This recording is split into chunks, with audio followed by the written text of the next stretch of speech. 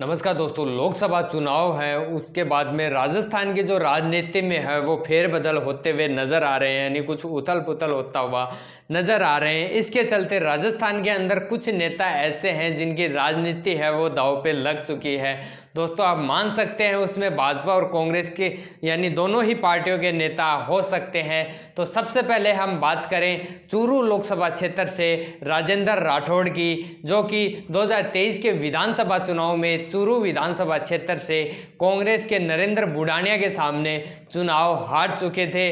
उसके बाद में उन्होंने भाजपा पार्टी को विश्वास दिलाया कि 2024 के लोकसभा चुनाव में वह राहुल कसवा को टिकट ना देकर देवेंद्र झाझड़िया को टिकट दिलाकर वह चुनाव जीता कर लाएंगे, लेकिन ऐसा नहीं हो पाया। दोस्तों आपको बता दें कि 2014 और 2019 के लोकसभा चुनाव में राहुल कसवा हैं जो कि चूरू लोकसभा क्षेत्र से भाजपा की तरफ से चुनाव लड़ा और चुनाव जीतकर वो सांसद चुने गए थे। लेकिन 2024 के लोकसभा चुनाव में राजेंद्र राठौड़ के कहने पर भाजपा पार्टी ने राहुल कसवा की टिकट काटकर देवेंद्र झाझड़िया को टिकट दिया था।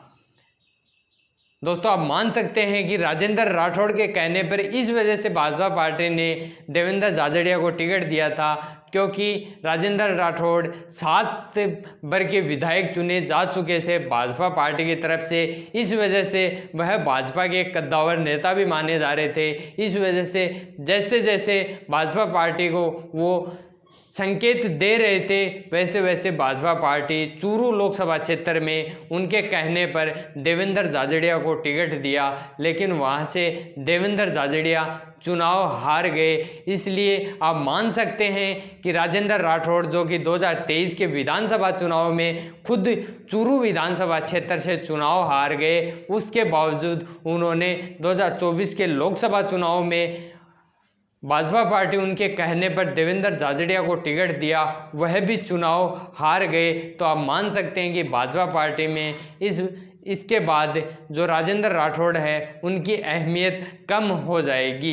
अब आगे यह भी मान सकते हैं कि राजेंद्र राठौड़ को अब खुद की मर्जी के हिसाब से यानी विधानसभा क्षेत्रों में टिकट नहीं मिल सकता है। दूसरी हम बात करें झुंझुनू लोकसभा क्षेत्र से जो भाजपा के उम्मीदवार थे शुभकर्ण चौधरी, वह भी 2023 के विधानसभा चुनाव में उदयपुरवटी विधानसभा क्षेत्र से कांग्रेस के भगवानाराम सैनी के सामने चुनाव हार गए थे।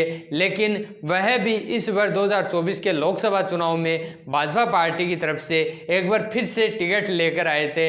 यह विश्वास देकर आए थे कि वह झुंझुनू लोकसभा क्षेत्र में इस बार 2024 का लोकसभा चुनाव में जो अपनी सीट है वो आसानी से निकाल पाएंगे, लेकिन इस बार भी वह चुनाव हार गए कांग्रेस के विजेंद्र सिंह ओला के सामने।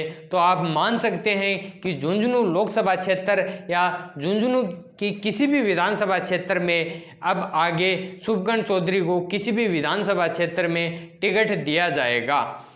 तो दोस्तों आपको क्या लगता है कि 2024 के लोकसभा चुनाव के बाद में राजस्थान के इन दो नेताओं की राजनीति है वो दांव पे लग चुकी है? आप कमेंट करके ज़रूर बताएं कि और कौन से नेता हैं जिनकी राजनीति है वो दांव पे लग चुकी है। दोस्तों अगर आपको जानकारी अच्छी लगी हो तो वीडियो को शेयर करें और कमेंट करके ज़रूर बताएं, और आपने अभी तक हमारे चैनल को सब्सक्राइब नहीं किया है तो चैनल को सब्सक्राइब ज़रूर करें। धन्यवाद। Yeah.